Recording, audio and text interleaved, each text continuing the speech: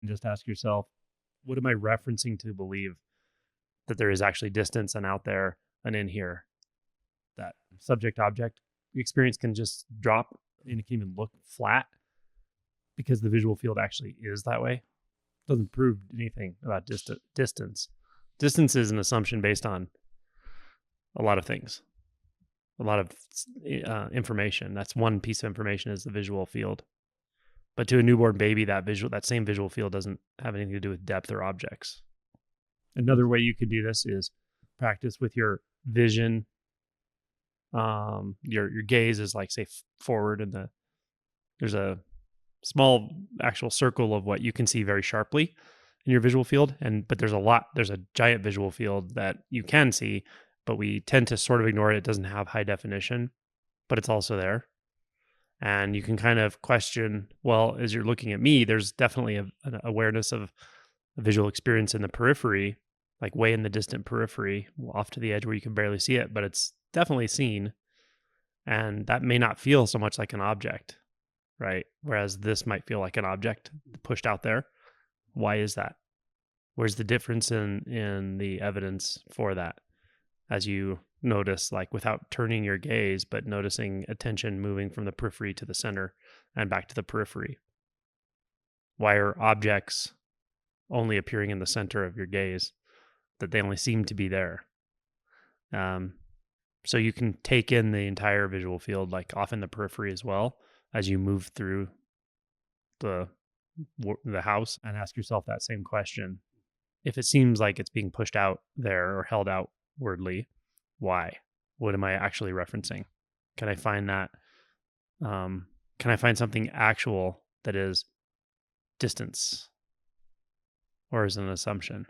What does existence mean, right? We think of it, so we don't really contemplate, unless we're talking about philosophy maybe or metaphysics, we don't contemplate the existence of that thing, right? Of something that's right here. We generally don't contemplate the existence of that unless we're working on higher fetters or something. When we think about existence, we think about what's not here to Right. keep convincing ourselves that world that our mind is creating is real. So it's like, is there something out there? It doesn't matter because it's not what you think it is. It's not what you think it is. None of this is what we think it is, what we think it is. It's not what it looks like, right? The way our senses function, like they are creating a world that we can survive in. We have a certain tiny little bandwidth of electromagnetic waves that look like 7 colors essentially or whatever. But all the other energies and all the other bandwidths, we just totally ignore. We don't even notice it.